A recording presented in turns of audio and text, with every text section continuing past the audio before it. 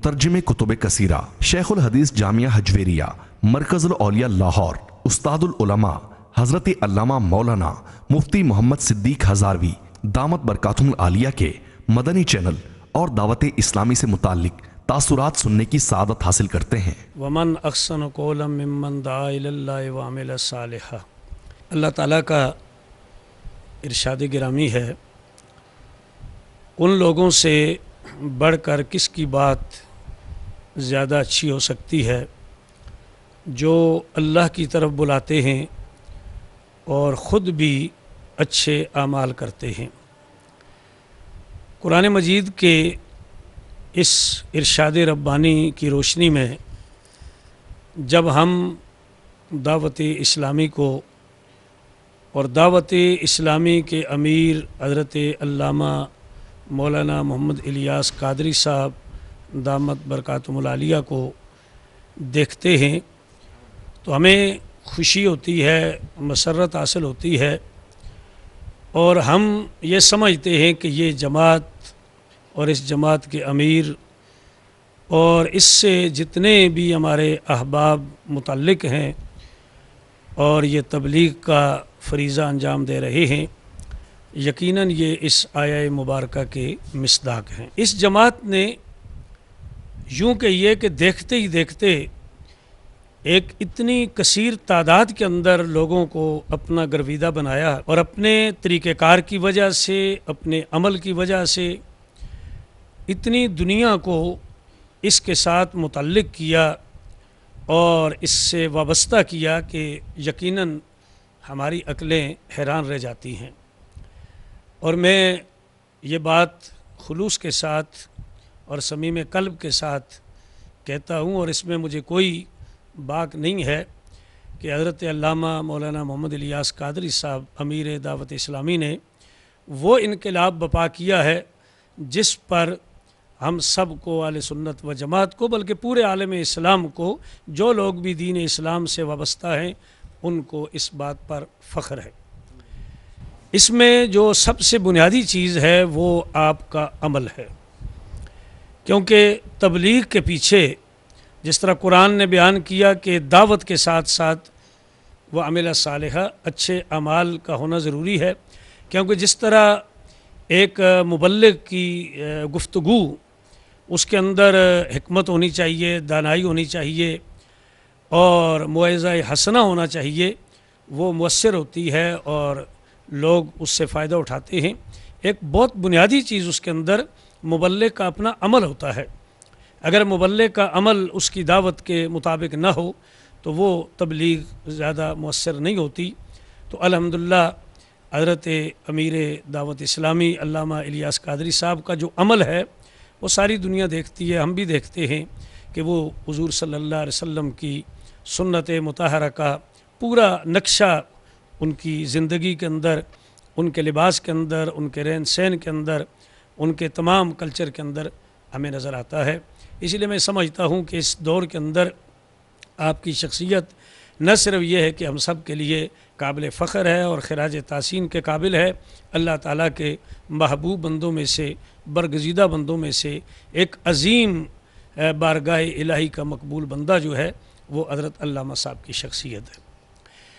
دوسرے نمبر پر دعوت اسلامی ہے۔ مختلف جماعتیں بنتی ہیں، تنظیمیں بنتی ہیں، ہم نے دیکھا وہ تنظیمیں ٹوٹ پھوٹ کا شکار ہو جاتی ہیں، وہ ترقی کی بجائے تنزل کی طرف چلی جاتی ہیں، ان کے درمیان اتحاد قائم نہیں رہتا، ان کا جو ایک منشور ہے اس پر عمل کے معاملے میں ایک ڈھیلا پن نظر آتا ہے۔ لیکن الحمدللہ ساری دنیا نے دیکھا کہ یہ جماعت دعوت اسلامی نہ صرف پاکستان بلکہ پوری دنیا کے اندر اپنا مشن جو ہے اس کو بڑھا رہی ہے، اور مختلف طبقات کے لوگ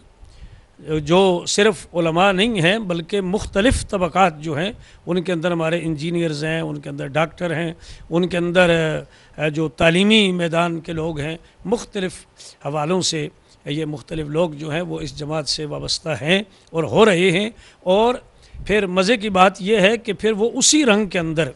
رنگے جاتے ہیں، اور یہ وہ رنگ ہے کہ جس کو اللہ تعالیٰ نے صبغۃ اللہ ومن احسن من اللہ صبغۃ فرمایا ہے کہ یہ اللہ کا رنگ ہے۔ یہ جس پر چڑھ جاتا ہے اس سے اچھا رنگ کوئی دوسرا نہیں ہو سکتا۔ تو اللہ کا رنگ، رسول اللہ صلی اللہ علیہ وسلم کا رنگ بھی تو وہی اللہ کا رنگ ہے۔ لقد کان لکم فی رسول اللہ اسوۃ حسنہ، کہ تمہارے لیے اللہ کے رسول صلی اللہ علیہ وسلم کی زندگی میں ایک بہترین نمونہ ہے۔ تو گویا کہ وہ نمونہ حضور علیہ السلام کی ذات کو اللہ تعالیٰ نے بنایا، اور پھر اس نمونہ کو دعوت اسلامی کے سٹیج پر جو ہمارے دوست احباب جو ہیں اس رنگ کے اندر رنگے جاتے ہیں۔ میں نے اس انداز کے اندر بہت کم جماعتوں کو دیکھا ہے، بہت کم لوگوں کو دیکھا ہے کہ اتنی جلدی اور اتنی گویا کہ کامیابی کے ساتھ وہ اس طرح اس مشن کے ساتھ وابستہ بھی ہوئے ہوں اور اس مشن کو آگے بڑھا بھی رہے ہوں۔ اور پھر اس کے ساتھ ساتھ یہ جو مدنی چینل ہے، آج میڈیا کا دور ہے، میڈیا کے ذریعے آواز جو ہے پوری دنیا میں پہنچتی ہے، اور جو لوگ آج کے اس دور میں میڈیا سے دور رہتے ہیں یقیناً وہ ناکامی کا شکار ہوتے ہیں۔ مجھے اس بات پر بہت خوشی ہے کہ دعوت اسلامی نے اس اہم طریقہ کار کو اختیار کیا ہے، اور اس کے ذریعے جو اسلام کا پیغام ہے، قرآن کا پیغام ہے، سنت رسول صلی اللہ علیہ وسلم کا پیغام ہے، وہ پوری دنیا کے اندر پھیر رہا ہے۔ کیونکہ یہ میڈیا اس چیز کو جو گویا کہ ایک خفیہ گوشوں کے اندر ہوتی ہے اس کو پوری دنیا میں ظاہر کر دیتی ہے۔ میں اس کے علاوہ ایک اور چیز کا تذکرہ کرنا بہت ضروری سمجھوں گا۔ ایک وقت وہ تھا کہ دعوت اسلامی صرف تبلیغ کے حوالے سے جانی پہچانی جاتی تھی، اور اس کی طرف گویا کہ علماء جو ہیں، جو خاص طور پر وہ علماء جو تعلیم سے یعنی تعلیم و تعلم سے تعلق رکھتے ہیں، ان کا رجحان اتنا نہیں تھا۔ لیکن یہ میرا مشاہدہ ہے کہ ایک وقت ایسا آیا کہ جب دعوت اسلامی نے ادارے قائم کیے، تعلیمی درس نظامی کے، بچوں کے ادارے قائم کیے، بچیوں کے ادارے قائم کیے، پھر تنظیم المدارس کے تحت ان کے جب امتحانات ہوتے تھے، اتنی بڑی تعداد کے اندر میرے خیال میں دیگر مدارس